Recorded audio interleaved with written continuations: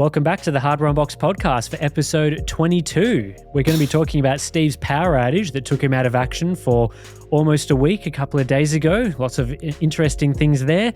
We're also going to be talking about the new Nvidia control panel. Well, the Nvidia app replacing the terrible control panel and the implications that has, as well as my experience switching from my old Threadripper system to a new AM5 system and the benefits, pros and cons that has had for my workflow here working for Hardware Unboxed. So yeah, plenty of stuff to get to in this episode. Let's get straight into it. Steve, you need to explain yourself a second time because we missed last week's podcast and it is 100% your fault. So what happened? Well, maybe not your fault, but it was related to you. Once again, I was the weakest link in the podcast. So I've got to stop making a habit of this. But yes, no, power went out. We had a huge storm roll through the whole state. To be fair, like 500,000 homes lost power. A small number. Cut me some slack on that one. And crazy, there's still like 1,200 homes without power right now. And we're more than a week on, aren't we? Yeah, a week and a half. I think it was like Tuesday last week or something. We're recording this on Friday, so yeah. Yep, yeah, I saw just yesterday on the news that there are some families still without power. As I said, there's 1,200 homes without power as we speak, but some of them are told it's going to be at least another week before power is restored to them. So you're looking at 2.5 weeks without power, and there's no guarantee that they'll have power back in a week. I know. I think it was 2 years ago we had a huge winter storm and there were people that went for, I think, Mount Dandenong area like a month without power, which is just insane. Yeah, I mean, the storm just destroyed infrastructure. Like, you live quite a way away from me, but there was stuff out near me where, you know, big transmission towers, like the huge high voltage metal towers, you know, big tall ones were just completely collapsed in the storm. And that caused the power station to trip, and that affected quite a significant part of the state. Luckily, I wasn't affected, despite the fact that the transmission towers were the ones near me that collapsed. But yeah, I mean, that, and then on top of that, you get all the local power transmission lines and things getting flattened, and yeah, it's just no good situation. But I think, how long was your power out for? 2-3 days in the end? I think it might have been technically like 4 days, but 3 to 4 depending on like when the power went down the afternoon and it came back. I think it came back in the afternoon as well. I think it might have been 4 days. Honestly, that section of my life is a bit of a blur because, you know, to add insult to injury, we hadn't had proper phone reception here since, late last year. It was patchy here and there, and then we'd had a solid week with 0 bars, like no reception. And as I speak right now, we still have no reception. So this podcast and the previous one, I had to use Starlink, which is what I'm currently using now. And when we lose power, the local tower is useless anyway. So I have a 4G tower. I have an unlimited 4G plan. And there's no congestion. So when it is running, it's fantastic for uploading YouTube videos and stuff like that. Really good. But it only has about a 3-hour battery backup. So when we lose power, if we lose power for more than 3 hours, you lose landlines, you lose mobile phones, and you lose internet. So the only form of internet out this way is like, you know, your ADSL or your wireless NBN, both of which have to go through that tower, that relay. So when that loses power, it's complete blackout for the area, and that's why I bought Starlink. So once again, for the 4 days, we had friends and people coming over, and they were, you know, Wi-Fi calling. That's a really cool technology. So they were coming here to make phone calls, get out messages, do all that sort of stuff. So I have just a little like 8.7 kVA generator that I wire into our board so we can use, you know, one output on that at technically 10 amps. Though I think I drew a bit more than that at times. And then the second outlet, we plug kettles and things like that in. So it works. It's a bit janky, but not ideal for doing stuff like this because, you know, you could trip one of the breakers on the generator at any moment if someone overloads it or accidentally turns something on. Though I do turn off most of the heavy users. Like, we don't have hot water, for example, because the booster on that just uses way too much power. Can't use any of the big split system air cons and heaters. Thankfully, the 4 days we didn't have power was absolutely lovely weather, unlike the 2 years prior where we lost power for just over a week and it was like 4 degrees all day. So that made not having any kind of air conditioning fine. But yeah, so point is we had power. It just wasn't powering everything, and we had Starlink. So I was able to work and get some stuff done. But yeah, as I said, having the office go down when something trips, and then some of my stuff's on UPSs, but obviously not everything. Though we'll look to change that. So anyway, that was a fun week. So you told me that you had come up with some sort of solution for this in the future. Did you want to run through your future solution to prevent power outs? Yeah, so about 2 years ago when we had the winter week, that was by far the worst power outage we've had just because of how cold it was and all that sort of stuff. I spoke to my wife and I was like, you know what, we need to do some sort of battery backup. So I looked into stuff like, the Tesla Powerwalls and things like that. And I think for what we comfortably would like to run for up to a week, I'd need at least, at minimum, I think it was 3 of the Tesla Powerwalls, like the 2 version, which I'm not sure if the 3rd iteration of that's out yet. I know it was coming, but anyway, Tesla Powerwalls. I was going to need about $70,000 worth of those, as I understood it when we roughly looked into this. And then I'd heard from people who had installed, multiple Tesla Powerwalls in areas like Mount Dandenong who lost power for quite a long time. And they had solar panels and other renewable ways of charging them. But essentially, inside of a week, they needed to hire a diesel generator to recharge the batteries to then run them for like 3 or 4 days. And then the diesel generator had to recharge them. So right, yeah. They're slightly better than a UPS, but for these people were complaining because I think they'd spent like $40,000 or $50,000 on these batteries that they were told would last a lot longer than they did.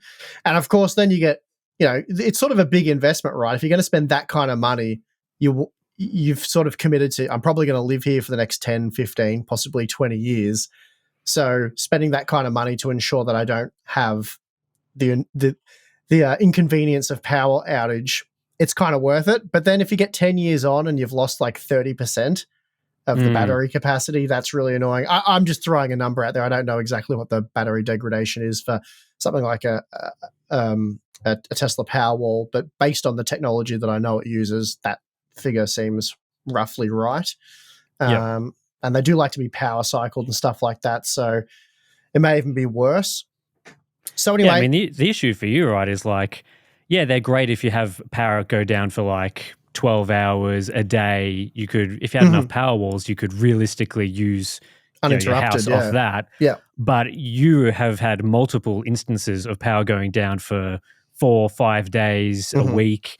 Yeah. And that's, kind of blows out what you can possibly do with battery backups unless you have a huge system that's right. at your house. Yeah. Assuming that we don't have some sort of deadline that needs to be done then and there, which would be very unlucky, a power outage for a day or two's, no big deal, right? You go and you do a few things, you do some stuff that you've been meaning to do for a while, you go do that, and before you know it, you come back, the power's back on, and away you go. But when it's 3, 4, 5 a week, maybe 2 weeks, then different story. So we had been exploring options and I'd been getting feedback from various different people on how various solutions were working. We have a lot of farmers out my way that obviously have to keep powering their farm or they lose potentially millions of dollars, contracts and whatnot. And they all just go the diesel generator option, which makes sense if you have a big power draw, I suppose. Anyway, I wanted to go with the battery option initially. The more I understood, the less attractive it was. It was going to be very expensive to power what we need. So in the end, I rang up an electrical company that does generators, and they came highly recommended. They've got good reviews online, all that sort of stuff. So should be a good service. I've only just paid the deposit and started that process now. So I think it'll be getting installed probably midway through next week would be my guess. But I've got a Paramac 17 kVA diesel generator coming. So that's a pretty expensive generator, but still much cheaper than what I'd be facing with like Tesla Powerwalls. And then it's got a 125 amp automatic switchover. So it detects the power loss from the mains and will fire up. I think it takes about 20 seconds to kick in and start delivering. So you will need UPSs on any sort of critical systems to stop them from completely losing power and having to, reboot them once the generator's going. And that should last. It's 130 liters, should run for 3 or 4 days based on the load we'll be throwing at it for the most part. So again, we'll get this all set up and wired in, and we'll see how it goes. And look, it's a pretty big investment, but if I make this big investment and we don't lose power again for the next 10 years, I'll be more than happy. But the chances of that happening at these pretty wild weather events that we get, pretty common now. We're getting a minimum of 2 a year. 3 or 4 seems pretty common now. And each time the power loss for us is minimum of 4 days, sometimes more than a week. And it's a business expense as well, so that sort of helped pull a trigger on it.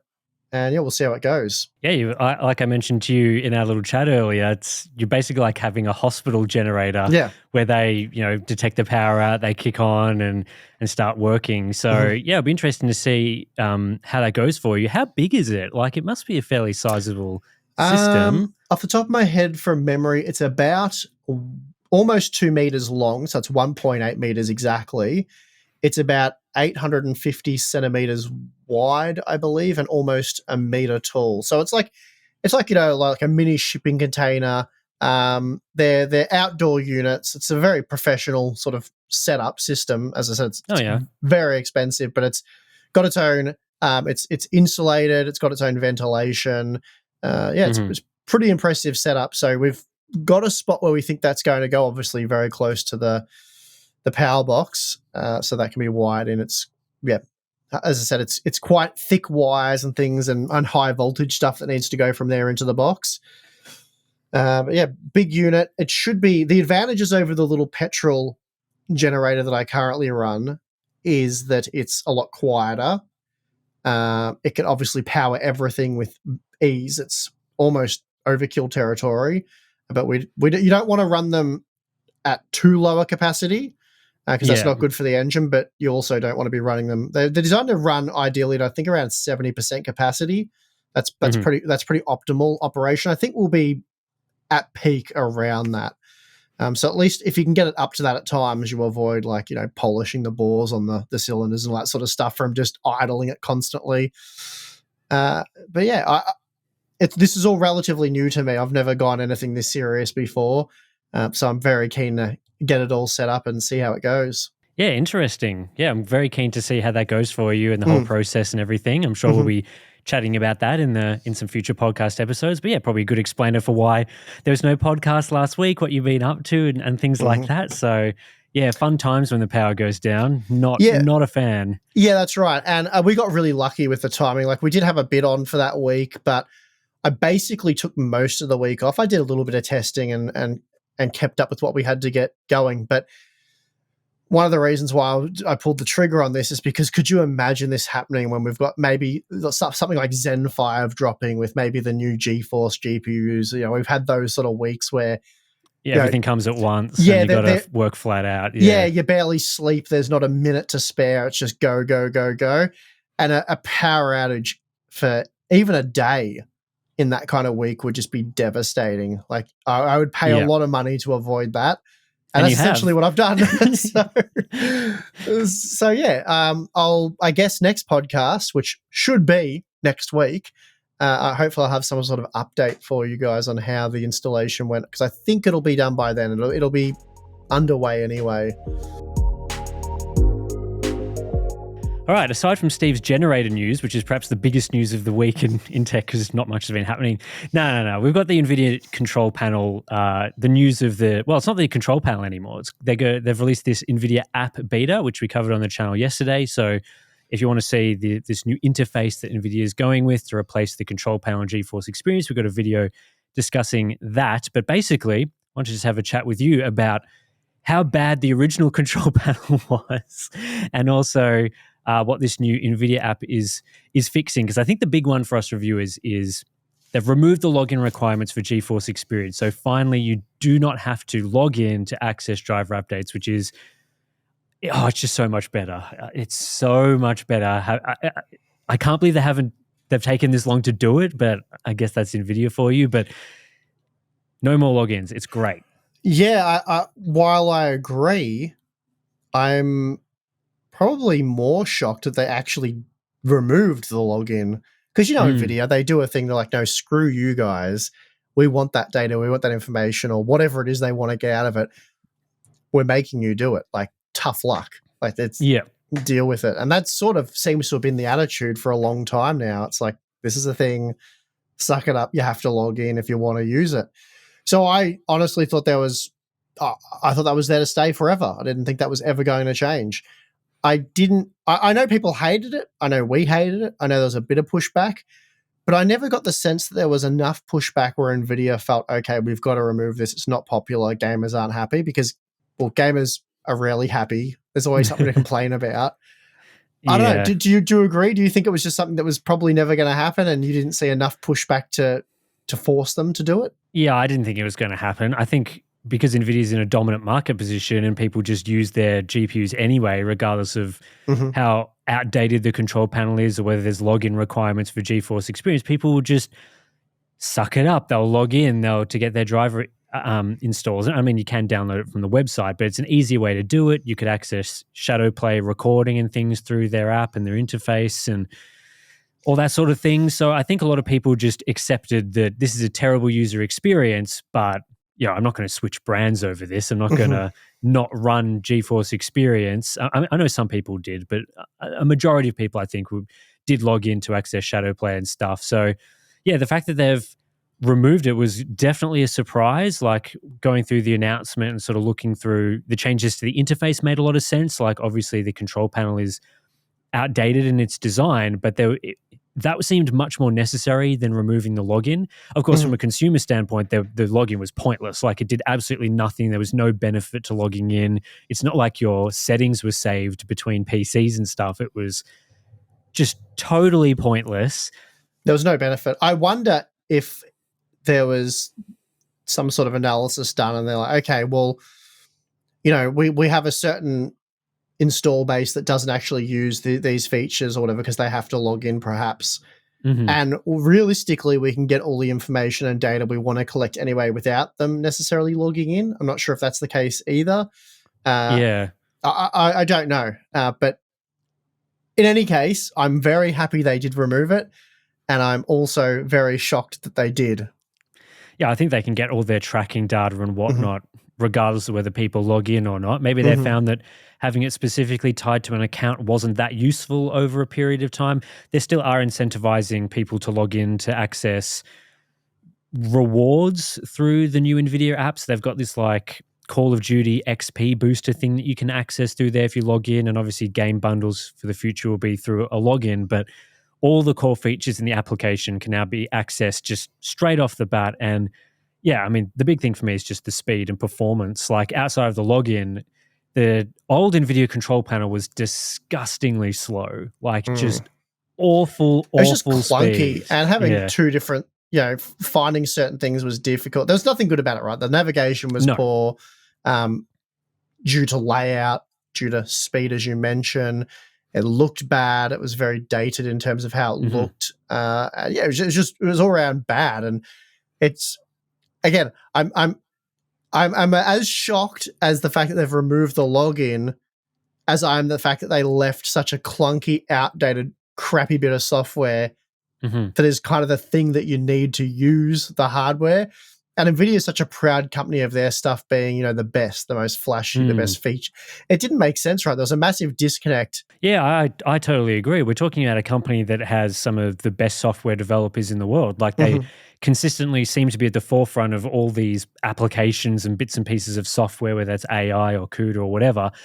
And then you get to their control panel, which, as far as I can tell, has been roughly the same interface since at least 2006, if not earlier. So we're talking nearly 2 decades of the same app, and they've just built on top of it. And how is it possible that an app that looks the same as something from 2006 takes like multiple seconds to do anything?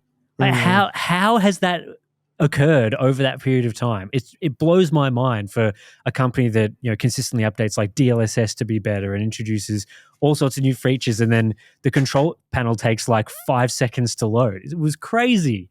So having this update makes a lot of sense. Like clearly this was an error they needed to fix, and it's not fully featured yet. Not everything from the control panel is in this new app, but it seems clear that they're going to push everything into it in the future, and that will just be way better, way better. Yeah, a couple of big steps in the right direction for sure. Yeah, it's interesting reading a few comments from people. I saw it on our video and also just reading news article comments and things about people that really liked the old control panel and saying things like, if it's not broken, why bother fixing it or updating it? And it's like, have these people like just not used it? Because it's definitely broken. But that's always going to happen, right? There's always those people who just are heavily opposed to change. Yeah. It's like you can have something that you've done a certain way forever and a day, like in our videos, for example, and you can change it to something that the vast majority of people will agree is undeniably vastly superior, like much better in every conceivable way. And then you'll have this vocal minority of a few individuals who are like, bring back the old way, like this new way sucks. And they can't exactly tell you why, but they're like, the new way was fine. And it's just human nature, I swear. Like some people just can't handle change. They're just like, I'm used to it. I know where all my stuff. It's like I used to work at a grocery store, to go off on a massive tangent. It was my first job ever. And when I say used to, we're going back 20 plus years. Anywho, and you'd have the store all laid out and we'd move like two things into an area that made more sense. You know, it was like, why are the tomato sauces here? They should be with the rest of the sauces, like the barbecue sauce and everything. Like they don't make sense with the cereal. How did that ever happen? And you move to the place that makes sense, and then you'd get like, it'd just be old lady after old lady. Not to stereotype the old ladies, but I'm sorry, this was actually the case. And they would just be very angry that you'd moved the tomato sauce from where they knew it was to this new, what really was a more convenient location that made more sense. And it's the little changes that trigger some people. And I swear this is the same thing, except this is young, probably male gamers. So get it together, young male gamers. Stop being so opposed to change. It's for the better. They're doing it for the better. Like, yeah, of course I understand where all the locations of the features are in the NVIDIA control panel, but even knowing that, it's like to actually do anything, it's like, okay, I need to click this button and then let me just wait for that page to load. And then, I need to change this setting. Let's click apply. And then it hangs for like 10 seconds. You're like, this is a good experience. You're willing to accept that it was so bad the other way that you will invest the small, minute amount of time to relearn it in this new, much better interface that they will build upon. And I'm sorry, anyone who says that it was fine the way it was or whatever, it's like, no, you're wrong. Just wrong on that one. Definitely wrong. The new interface as well is super easy to navigate. The layout makes a lot of sense. It's not like often you see those, modern design changes where they just throw in garbage and make it really difficult to find things and make the interface unnecessarily large. Now, I guess you could make a complaint that maybe it's not dense enough, but finding the app settings, finding the graphic settings for each game, super straightforward. The driver page makes a lot of sense, easy to navigate. And the new overlay for games as well is a lot easier to navigate, at least in my opinion, and doesn't block as much of the actual game. So it's easy to use while gaming. So they've clearly thought a lot about how this sort of app should be designed and are putting in quite a bit of effort. And I would hope that once they bring across the rest of the features that aren't in the new NVIDIA app just yet, that all the display stuff is super easy to find and applies quickly and things like that. Because even the Radeon control panel, it's faster, it's more modern compared to the NVIDIA control panel, but there is a few navigation issues getting to some areas. I'd say finding game settings is easier in Radeon software than the NVIDIA control panel, but display settings is kind of a bit buried. But at least things apply quickly, so you can turn things on or off. It just happens, generally speaking, in Radeon software. So yeah, I mean, this is really, I guess, one of the remaining features that was clearly superior when you bought a Radeon GPU, was sort of the quality of the driver software and being able to access features. I think, AMD fans were sort of pointing to this as the thing that AMD was doing better. And rightfully so. Yeah, rightfully so. I mean, Radeon software it's just worlds better than the NVIDIA control panel. Like, it's just worlds better. But I think moving forward, once this NVIDIA app really gets going and has all the features integrated, this won't really be a discussion point anymore. Yeah, work with them a bit as well. It's like they've had this old, outdated thing that they seem to have, as far as I could tell, forgot it was a thing. Like, we've got that thing, it works. We haven't looked into it in forever, but it still works. Just use that. And then, if you want a more polished thing than the GeForce Experience. But they've committed to making this side of the product better, which is without question a win for GeForce users everywhere. And they've clearly listened. They've taken the steps. They've got a team working on it to improve it. And they'll probably listen to feedback as they go. Like, it kind of look at it like a BIOS, right? This is why people always say, oh, you should review BIOSes. But the second you review a BIOS, it's like 5 minutes later, they've changed it. And now it's a completely different interface because they can just change the interface as they go. So once you've got that updated platform that's somewhat modular and can be modified, really moving those settings around and optimizing the layout is relatively straightforward. You just need the shell to have it all in, and which they're doing now. They're unifying that software, and that's a good thing. It seemed from my discussions with Nvidia yesterday that they are very keen on getting feedback. Like, as you say, clearly they've listened to existing feedback, like the login situation and the having settings split between two apps, which wasn't great.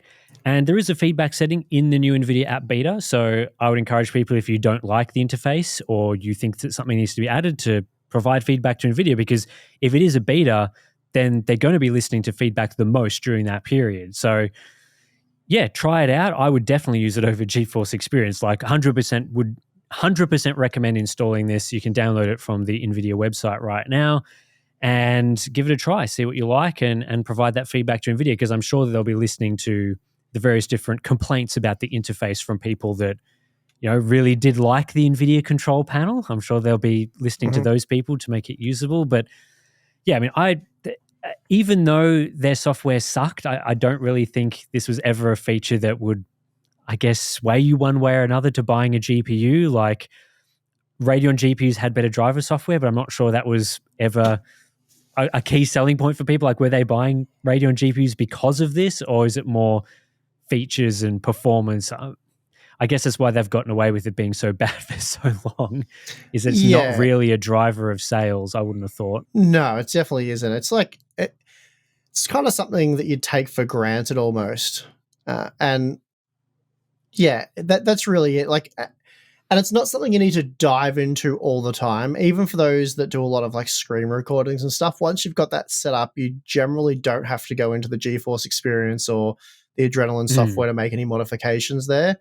So it's not something you spend a lot of time in. Having said that, if it was easy to navigate and easy to use, you'd probably be more inclined to jump in there and make a few alterations or see what's on offer. But yeah, because the software's been so clunky, you've largely avoided it. And a lot of people haven't. Well, when I say a lot of people in our audience claim to have not even bothered installing the GeForce Experience because of the login and there's other software that offers the, like OBS, for example, for those who want to record. There's more features and things traditionally on offer there. So that's been the way they've gone about it. Yeah, I think that makes sense. I sort of see in a way to sort of, at least what GeForce Experience used to be, kind of like the Asus, MSI, Gigabyte software utilities that you can install on your PC to control or RGB, various different software features.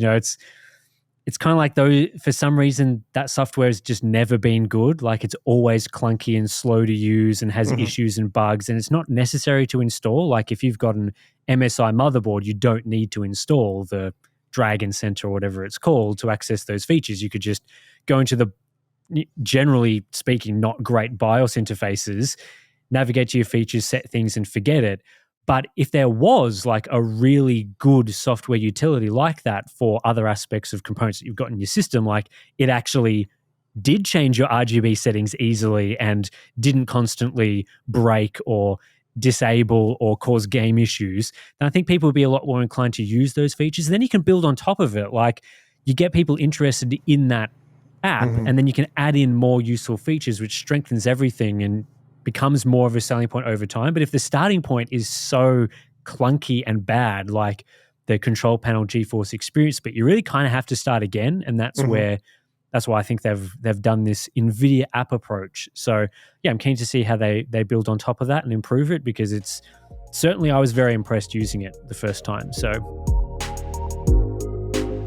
I wanted to spend some time. I've held off on talking about this for a couple of podcasts, but I've sort of been more, I don't know, more experienced with what's happened since I've done this, and I've got a few more experiences under my belt to talk about. But a couple of weeks ago, I think it was probably almost a month ago now, I decided to ditch my Threadripper editing system and replace it with an AM5 system.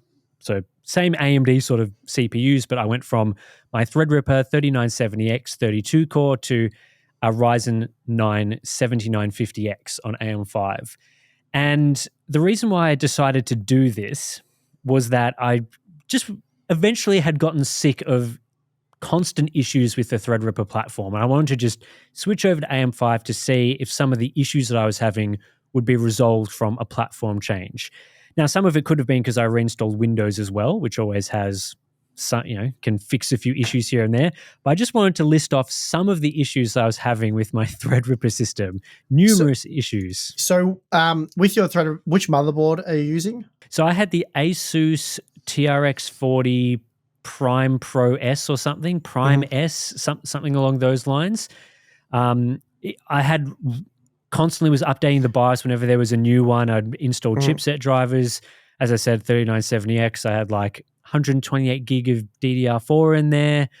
And I had populated a few of the PCIe slots and stuff like that. Yeah, so classic Threadripper problems. And that was the Threadripper 3000 series, right? That's right. Yeah, so Zen 2 based. So I had the MSI Creator motherboard, and mine was actually pretty flawless.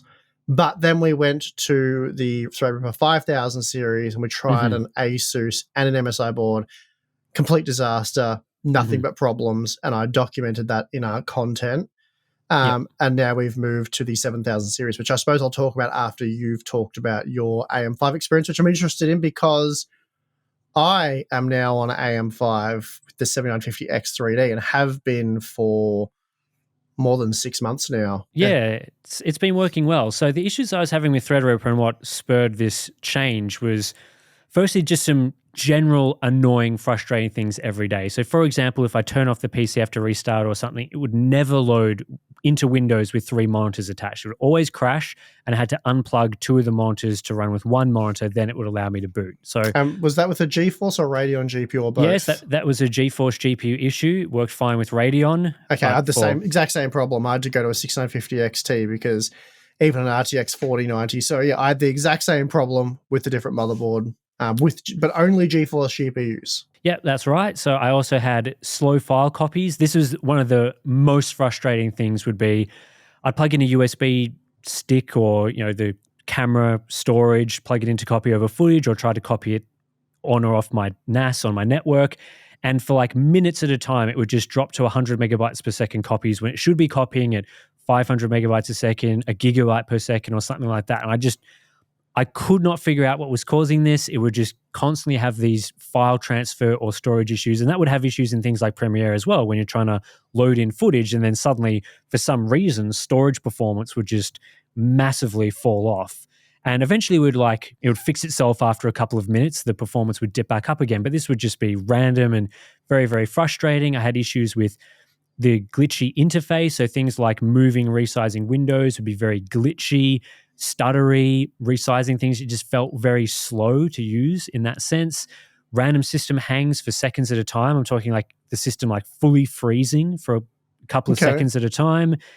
And then, system would occasionally resume from sleep and apps would just crash or be very unpleasant. You'd have to restart it to have it not run like crap anymore. Random periods of slow app usage. So things like switching Chrome tabs or into a new Explorer folder, and it just seemed like the system was very unresponsive. Premiere issues, playback just randomly would be unusably slow at one time. Loading a project file, restart the computer, you'd load it again, and it would be fine. And then some videos would just render slowly. Again, all this stuff was happening just randomly. Like I'd be working on a project, it'd be fine, I'd hit render, I'm like, wow, this is taking like an unreasonably long amount of time. Restart, retry the render, it would render fine. And then just some general limitation issues, things like I was using an RTX 3090 with the 3970X. that's a pretty high power consumption system with high heat output for that sort of performance, which could be improved moving to a newer platform. And then the single thread performance limitations was having a few impacts on things like the B-roll editing that I do is a bit more single thread heavy. Photoshop performance, something I use a fair bit, was feeling a bit sluggish as Photoshop adds more features and things.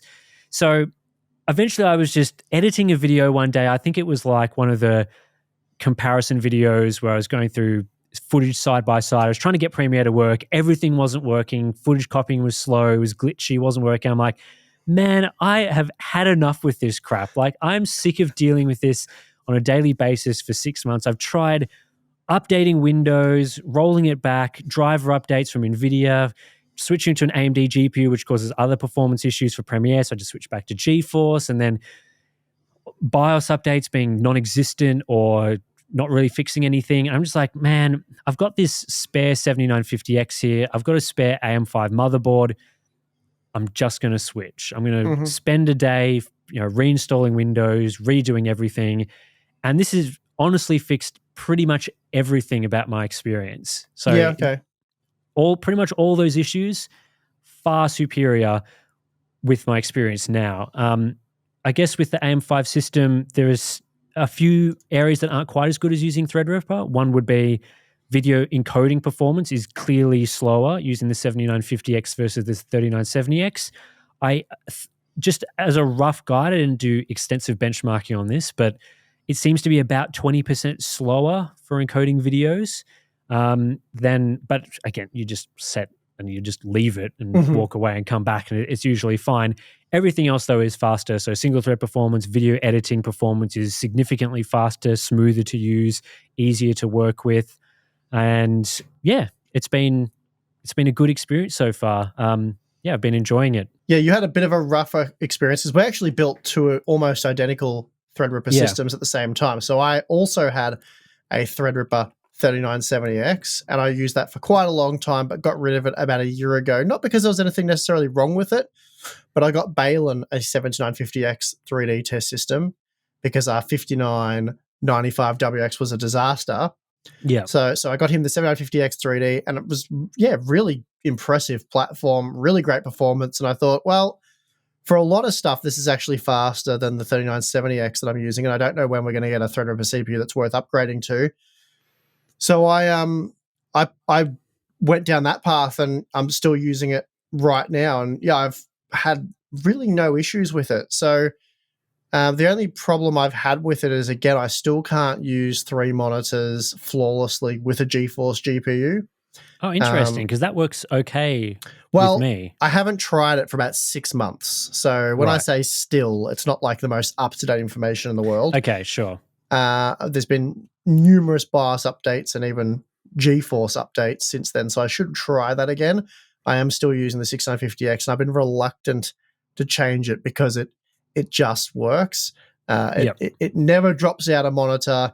It never moves a window from where I've left it. It is all completely flawless and has been. So Windows made some changes to that, I noticed recently, in terms of dealing with like monitors going to sleep and stuff. It seems to be a bit better at handling that. The downside being that sometimes a window can disappear if your monitor disconnects. Yeah, well, as I said, I've been using this setup for about a year now with the 6950X, and for that entire year-long period, I've not had a single hiccup. But yeah, I did have the problems with the Threadripper system and the system with the GeForce GPU with the 3 monitors, so I don't know what the hell's going on there. The slow USB copy thing, I've had that on AM5 as well. I actually have had that more on AM5 than I did Threadripper.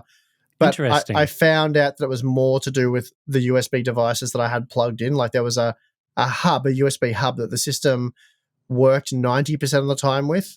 But even if I wasn't going through the hub, if I was going off one of the ports on the back of the motherboard and I had just like the mouse receiver in the hub, and when it did that drop down and wait thing, if I unplugged the hub, boom, straight away it was happy. Right. So, yeah, I wasn't using a hub or anything. I was just like straight. I tested every single USB port, everything, unplugging everything. And the network issue was weird as well because I had I was just using motherboard network and stuff. But yeah, a couple of weird USB niggles there. It seems to be quite sensitive, but for the most part, fine, no problems. The network's been a nightmare for me.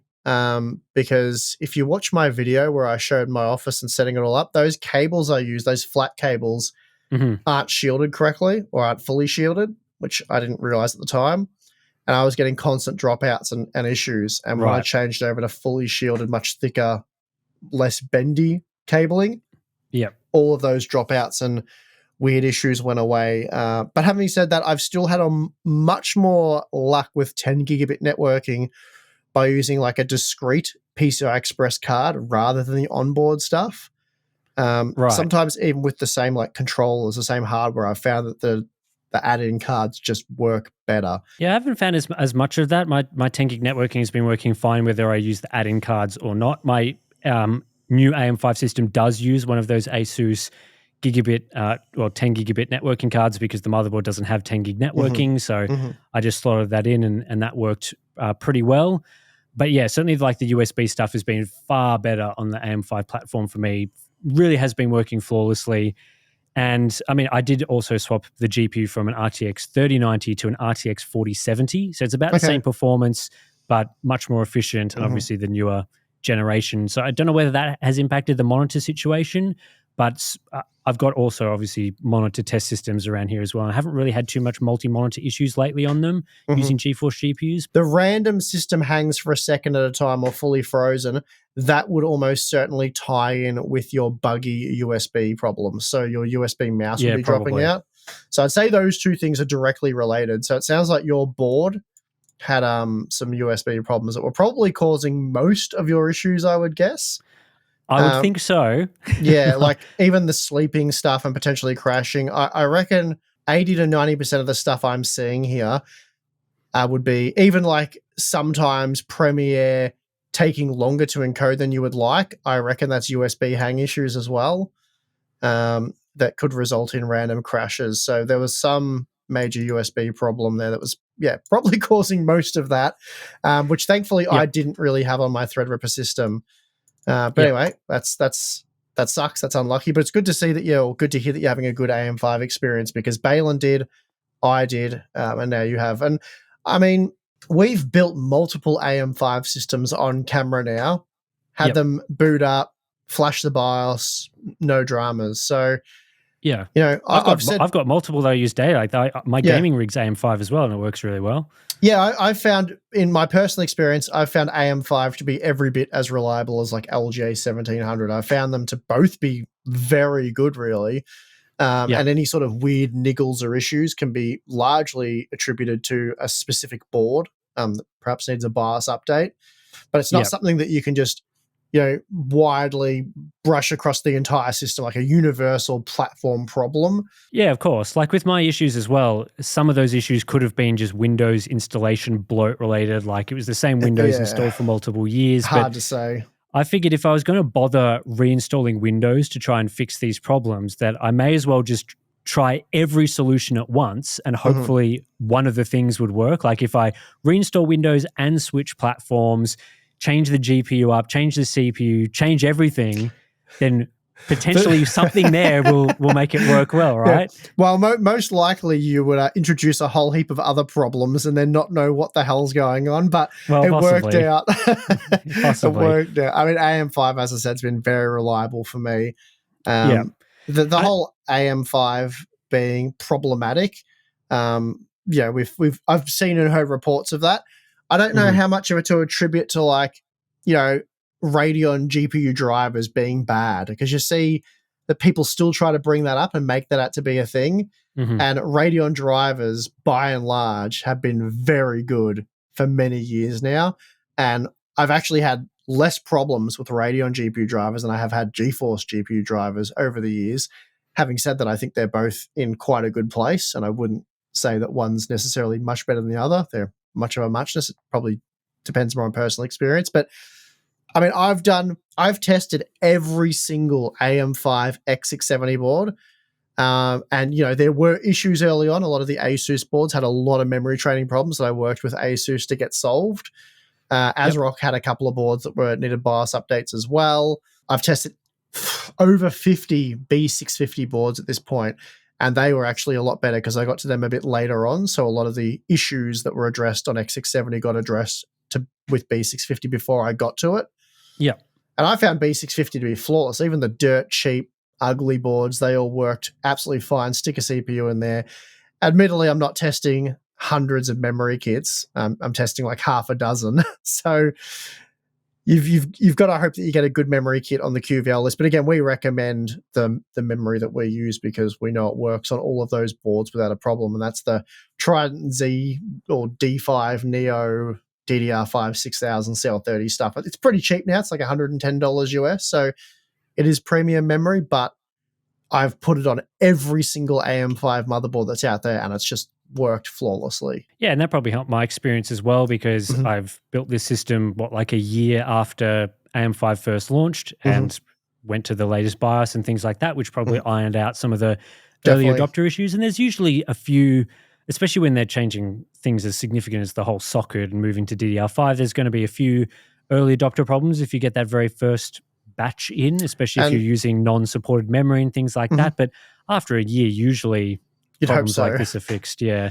And that's not unique to AMD either. Like when LGA 1200 came out, LGA 1700 came out, there was plenty of teething issues that some of them took months to address. And some of them were as serious as games not even working unless you went into the BIOS and disabled like the E-cores, for example.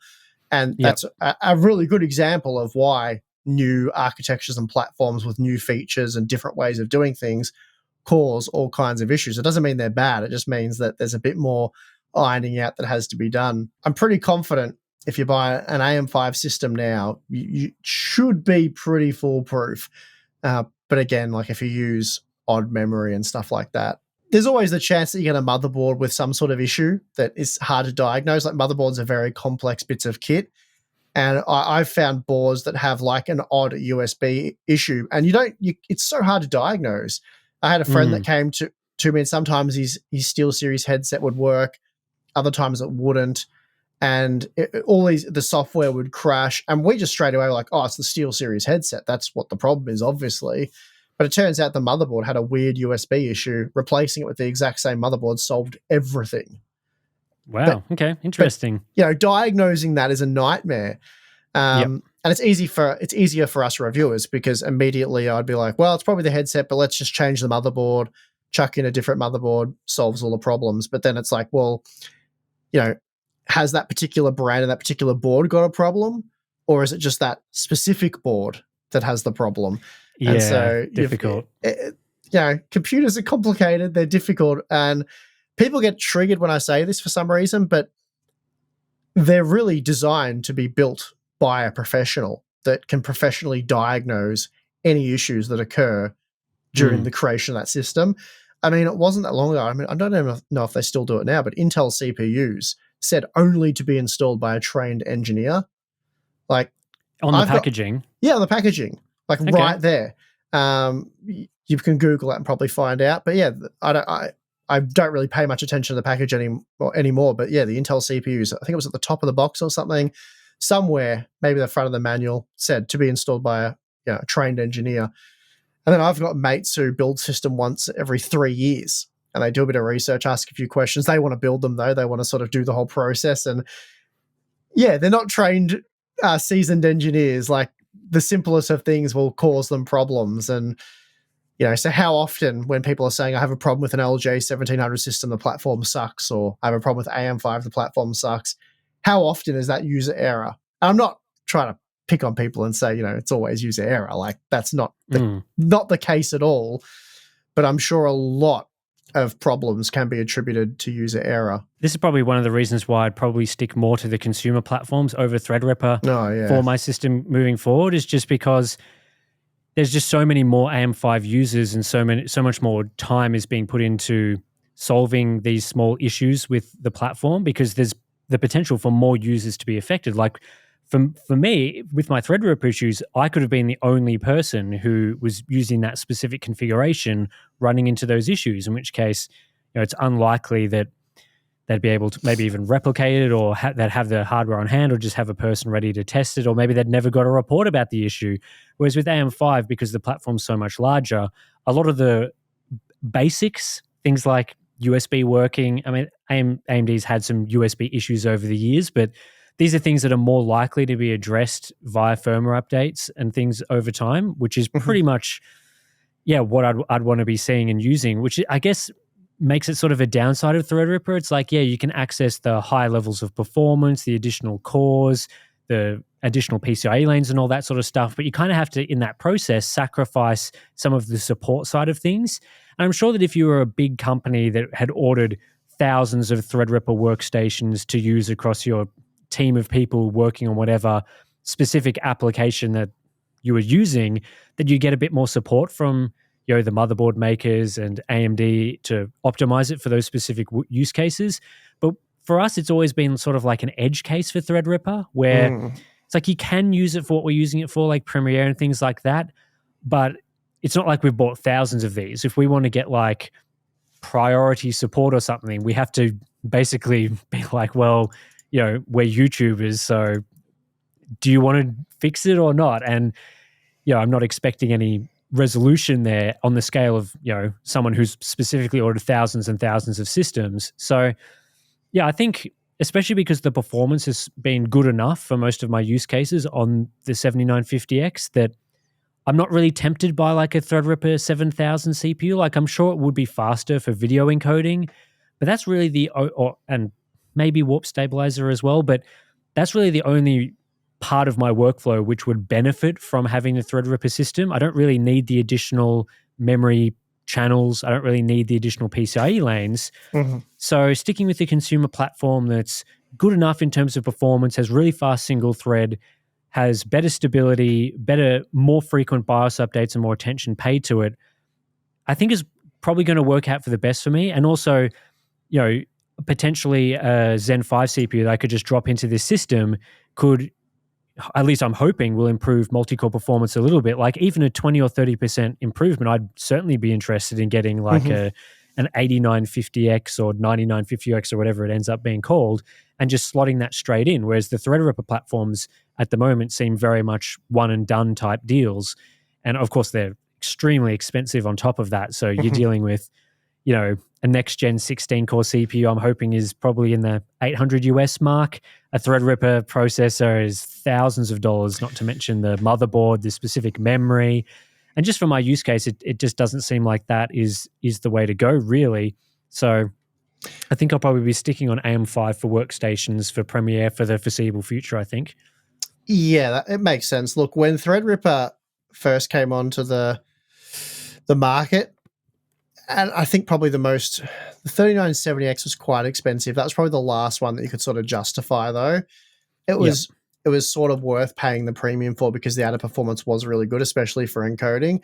Like, don't get me wrong, the 7980X system that we've put together and Balin uses daily has been pretty flawless. It's pretty amazing. Nice.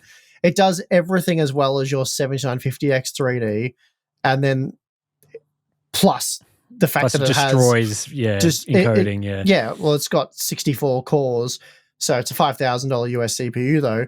But so the other day we had to encode on my 7950X 3D. I can't remember what video it was, but it took like 4 times longer, which makes sense, right? I guess we got used to, and we didn't fully appreciate how insanely fast for encoding the 7980X is. Really good. We've basically had no issues with that system, which is nice. Touch wood, amazing, because the 5995WX was a disaster. It really was just a nightmare pulling our hair out over that one. We tried we tried 2 CPUs, 2 motherboards, different memory kits, and we just kept getting these weird, unexplainable, like performance-related issues. It was very bizarre. So anyway, very happy with it. The only oddity is in a sudden loss of power. So obviously we want to put a UPS on that system. We did have one on there, but it needs replacing. So there's currently no UPS on there. And when you have sudden loss of power, the system will not turn back on. I mean, it powers up, it just doesn't post. You have to reset the BIOS, load back into the BIOS, which takes like 3 or 4 minutes to, memory train and get to the BIOS.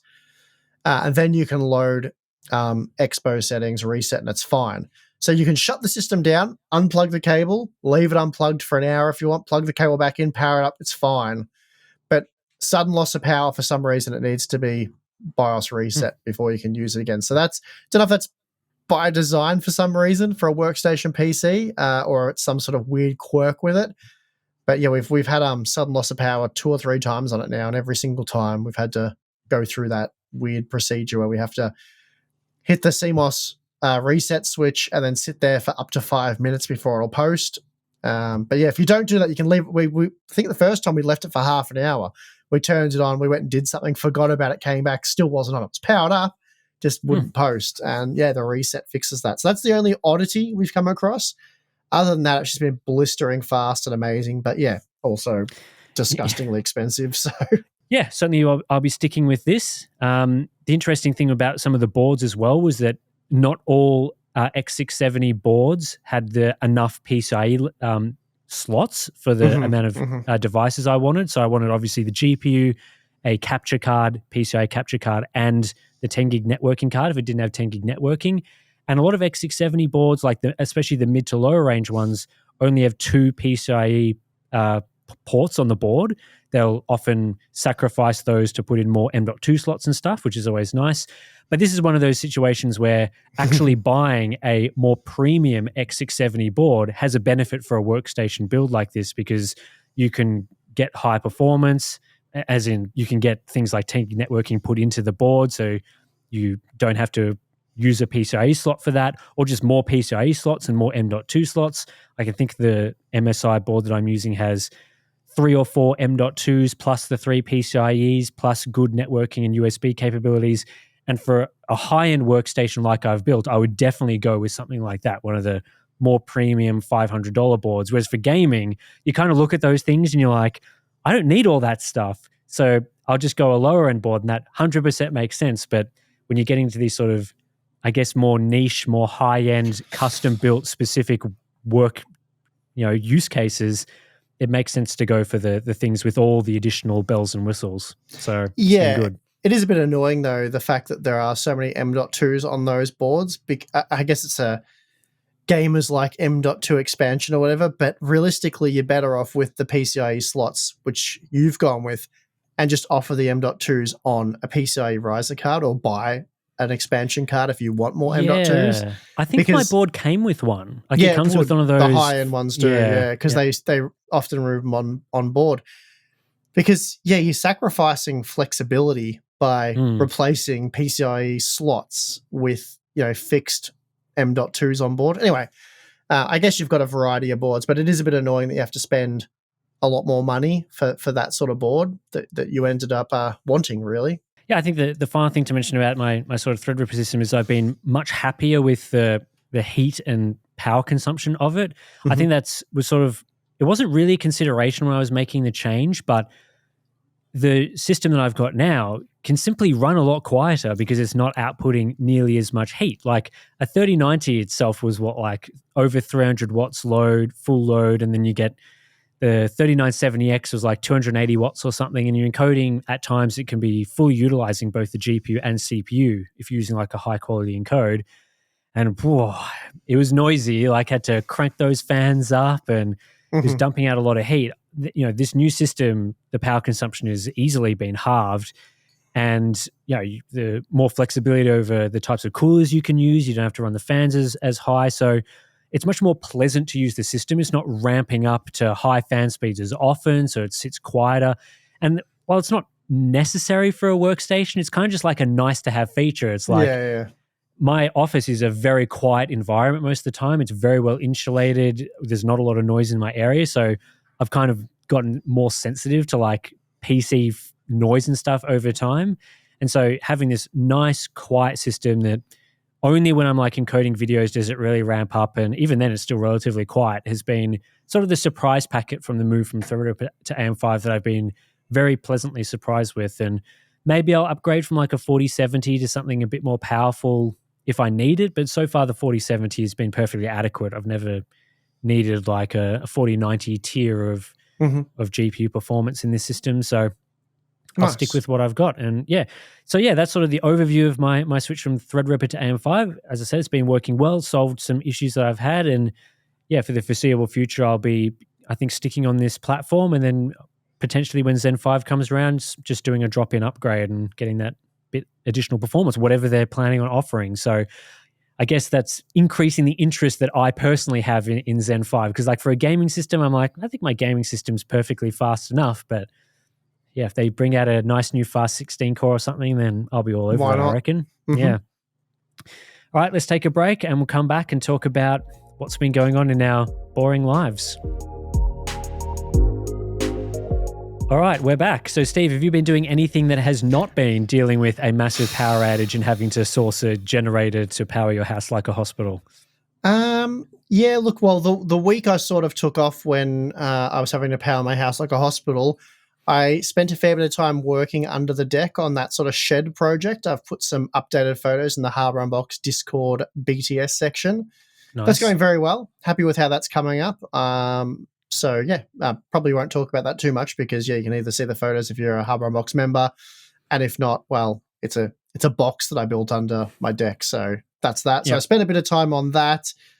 Of course, there was some lawn mowing going on, so we've always got to fit that in each week. A bit of lawn mowing. We love a bit of lawn mowing. Did that. Really? I haven't mowed my lawn in weeks. It's been very dry out here. I haven't had rain in probably we've had a month. A little bit. We've had a little bit. I mean, I haven't been mowing like sort of the spring, autumn time. It's like 2-3 times a week.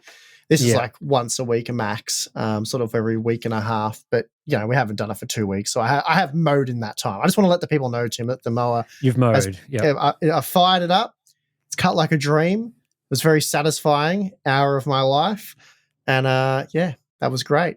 So got the mowing out of the way. What else have I had to buy a new DeWalt tool. I bought the biggest impact wrench they have because – just quick story, Balin was driving home from work. He messaged me as he was on his way home and he said, oh, man, I'm going to struggle to get home.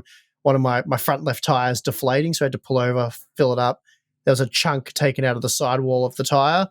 The tire expert thinks that he nicked a pothole, and that's cut the tire. He's got a Volkswagen Arteon. It's a super nice looking car, and it has 20-inch rims stock. So there's very little rubber there, very little tire sidewall, and I've warned him about that on our crappy roads. So he's having to change the way he gets to work because he takes the shortcut, and it's like it's whole city, is it? It's a 4-wheel drive track. So he's taken the slightly less crap road now. So hopefully that'll stop him from because when you get to winter, these things fill with water, and you just don't know. And they're like landmines for 20-inch rims. 17s, especially if they're factory rims, they're generally pretty tough and they'll take it. But the 20s, just the sight of a pothole is enough to either blow out a tire or dent them.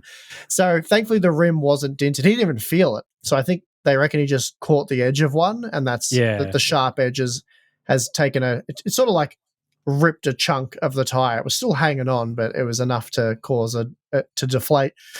So he couldn't get it off. He got the 4 or 5, I think it must have been 4 nuts off, but there was a lock nut on there. Yeah. And he kept slipping off that with the bar. So we went and bought it. I told him to go buy a long pipe to put on there to give him more leverage, but it kept slipping off. So I took over the little DeWalt rattle gun that I had, which is sort of, I think it's one of the smaller ones, but not the smallest one. And it works on all the big bolts and stuff on my mowers, and that sometimes it has to do the impact effect for 10 seconds or whatever to crack it. But we tried, and mate, it was warming up the bit, and it was not cracking it. So the next day I headed down to Sydney Tools to see one of our Patreon members there, Ibslice. So shout out to Ibslice. He hooked me up with the biggest, baddest, the new version. I think it's the 900 and something. Anyway, it's an absolute weapon. On the second impact, it just smacked it off. Like it was like bang, bang, and it was undone. I was like, well, that was easy. It's more than twice the weight of the one I was using. So that was a great success. So now I have that weapon in my arsenal. And Balin is very happy. We actually went and loosened the other 3 lock nuts because they were so unbelievably tight. It was not possible to undo them by hand. Just couldn't be done. We tried for probably 20 minutes on a 38-degree day, so lots of sweat was lost. Yeah, not ideal if you get a flat and you're just in the middle of nowhere or something and you have to swap a tire or something and you can't get it off. That's right. I'm like, mate, I don't care about the torque specification of these. Then with my small rattle gun, they ain't ever coming off, but at least you can undo them. So anyway, he took the small rattle gun home and or the small impact wrench, same sort of thing, and did them all up to the max torque setting on that. So, he'll be able to undo it if he gets stuck in the middle of nowhere, because he does have a spare tire. So that's on there. The damaged one, he's getting a new tire put on that. They're like Pirelli tires, so they're pretty decent. Chuck that in the boot, and then he'll have a backup again. So anyway, we bit of a sidetrack there with some impact wrenches. That was a funny. And whenever I get to buy a new tool, Balance I'll pay for half the tool or whatever. I'm like, mate, I've got this. I get to buy a new You're tool. You're a collector. I am a collector. So the last time I took the big, huge bolts off the spindles on the mower, so the blade spindles to sharpen the blades, it really, they're quite, I think they're like a 22 bolt, 22 mil. And it was really like, it was going at it. It took about 10 to 20 seconds before it would actually crack it. Whereas this thing will crack it basically instantly. So anyway, did that. And I guess it's a bit of a side story. I'll tell this, though. It's sort of a personal thing, not related to anything we do, but the original, I guess you could call him the founder of Hardware Unboxed, Matt, who a lot of you guys know lovingly, Matt. Obviously still great friends with Matt, see him a lot. Unfortunately, just a few days ago, his house was broken into while him and his family were sleeping in it. Half a dozen guys came in, got the car keys and everything, stole his AMG and his Volkswagen All-Track, drove off on those. They've got the Volkswagen All-Track back now, but they're missing a key, so they're basically going to trade that car in and lose a ton of money. So, like, insurance doesn't help there. So that's the problem. When people always think, your car got stolen, whatever, insurance will cover it. But I had a family member years ago had their brand new car stolen. The engine wasn't even broken in yet. The guys flogged the absolute crap out of it, cold engine, full throttle, and the engine came back completely clapped out. Like it didn't sound good. And the insurance company's like, oh, the car's intact. Like, you've got your car back. So, that sucked for them. They got a brand new car back with a cooked engine that sort of wasn't covered under any kind of warranty or insurance because it was done under theft. So there are some very grey areas there with insurance. Yeah, that's a loophole. Not ideal. Yeah, so Matt, he's faced with having to spend $5,000 to have, essentially the ignition system rebarreled and all that sort of stuff done, which isn't really worth it to him. So I'm not exactly sure what he's going to do there, but I think trade-in is an option and the dealer takes care of that. They probably do it a lot cheaper when they own the car. But I mean, obviously pretty terrifying, horrible experience for Matt and his family because he does have two young children, toddler, baby type stages.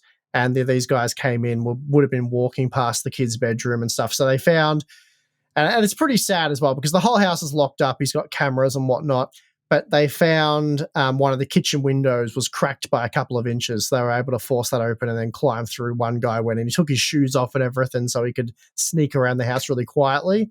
And then he rounds up the keys, let the other guys in. They got everything. And Matt woke up 20 minutes later. Just by coincidence, one of the kids woke up. But the guys were long gone by then. They actually took Matt's cars to a house, I think 2 Ks away, and did the same thing there.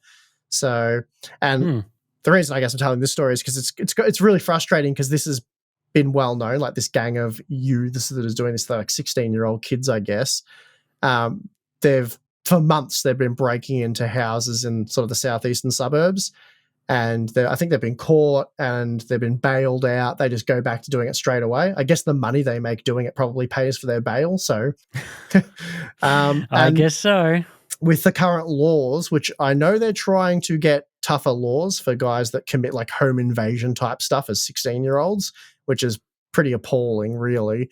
But anyway, that happened to Matt. We've trying to support Matt and help him out and his family and stuff. Offered to lend him my car, but he had a good mate that lent him a car because they wake up one morning, he's got a job, his wife has a job, they've got 2 kids, they've got no cars, nothing. And it's weird as well. I'm not even sure. I haven't actually spoke to him about the insurance process there because obviously they've got one car back in good condition, but it's missing a key. The AMG is still MIA. Don't think we'll probably ever see that one again. So insurance will eventually pay him out on that, but I'm not sure how long does your car have to be missing for? Yeah, I guess they have to go through a whole police process of they have to try find it or something. I'm not sure. Matt said the police were fantastic. They were at his house within 4 minutes at 3 a.m. or something after making the call. and they were actively looking for these guys already, I believe. I think they caught up with some of them. But again, they catch them, they arrest them, they charge them, they post bail, they go back out and they do it again. So yeah, really, not ideal. Nah. So hopefully they can change those laws, because I feel like if you're going to commit home invasion at any age, you should probably be locked up and face the full wrath of the law, because like once you're at an age where you can choose to, break into someone's house and steal their possessions, like, there's a heap of other things. They stole his wife's business laptop with probably sensitive information, certainly personal information on that. They stole Matt's wallet, obviously the 2 cars and a heap of other stuff. But I think for me, and I'm sure Matt and probably his wife would agree, the worst part is just the fact they had their 2 young children in the house and these thugs have broken in, and the cars and stuff and the money they've lost. While that sucks and is unfair, it's like, whatever. Matt's not poor, but that's still unfair. But yeah, just having your kid, they've got a really nice just house. Just a risk, isn't it? Like, it's just no good. Yeah. So yeah, really crap thing to have happen to anyone. But yeah, having it happen to Matt, who really started Harbour Unboxed, it sucks. So yeah, wishing them all the best. And yeah, feel for Matt in that situation. Certainly not an ideal thing to have happen. And yeah, just, I don't even know what I'd do if I saw that like people were just rummaging around in my house. Not that I have kids or anything, but I imagine if I had kids and there's walking past, I'd be pretty upset about that situation. Be pretty mad. Yeah, my dad said he's very glad that Matt wasn't awake or didn't wake up, because some of you may know Matt's quite a big unit. He is a trained mixed martial artist. He spent multiple years overseas, taking it very seriously when he was sort of into his UFC phase. So he's not someone you want to mess with. One of his leg kicks will put you down for the count. And yeah, if he had have caught these guys, because knowing Matt and the kind of guy he is, he would have taken them on. But are they armed? Do they have knives, guns? Who knows? So probably a good thing that Matt was asleep and didn't catch them in the act, because he's not the kind of guy that he would know the risks involved. But I think he'd be there to protect his family, and yeah, it could go badly. But yeah, thankfully no one was hurt, so that's probably the best thing that you can. But yeah, the thing that just sucks is obviously having someone break into your house, have intruders in your house where you got your family in there, and then they've got to sleep in there the next night. They've got to live there. That sucks. I know there's people in the world that deal with much worse on a regular basis, but it's not something we're used to here, and probably shouldn't have happened with the sort of things we have in place. But anyway. What else is there to say? Not much. No, not really. Not really? Not actually, Tim, when was the last time you used your mower? Like I said, I haven't mowed the lawn for about 3 weeks now, because it's been very dry. Most of my lawn is brown at the moment. Are you willing to lie to the audience and say you did it more recently? It's probably getting to the point where it needs to be done this weekend. Are you going to get out and do it after this podcast? Oh, yeah. I mean, the weather's not 40. It was 40 degrees here yesterday. Yeah, it's like 20 today, isn't it? So yeah, not ideal for mowing the lawn. 40 degrees Celsius, of course. You go mow yours now, I'll mow mine. I think all will be well in the podcast world. That's right. And just remember, when you're filling out the Nvidia survey for what you'd like changed, don't be a grandma and complain. All right? Yes, give them constructive feedback. Don't say bring back the old control panel. Yeah, the tomato sauce hasn't been moved to a more inconvenient location. They're working on improving the tomato sauce. It is definitely And also, sorry about my creaky chair. I will replace that. It's not creaking now, but if you've heard a weird creaking, annoying sound throughout this podcast, yeah, that's my bad. Sorry. Apologies. That's your chair. Put some WD-40 on that, mate. Yeah, I'm going to have to, yeah. Lube up my chair. All right, that's it for Harbour Unboxed podcast episode 22. We'll be back next week because Steve will have a generator installed and we'll never miss a podcast again. So we'll be back to talk about whatever there is to talk about next week. You can, of course, get the audio version via Spotify, Pocket Casts, Apple Podcasts, all your favorite apps. We've got the video version as well. Some people have said, why don't you put up the charts last time when you were talking about all the different... It's a podcast. It's for audio. So, yeah, the video version is just us speaking. There's no additional visuals or anything like that. It is just us. So, really, for a better viewer experience, there should just be a black screen so they have to look at our ugly mugs. Yeah, that would be better. Or should just say Steve and Tim. We could use those AI features to make me look like a cartoon. Make myself look really cool. Yeah, that'd be good. Anyway, we'll look into that for next week. Until then, that's it for this episode. See you again in the next one.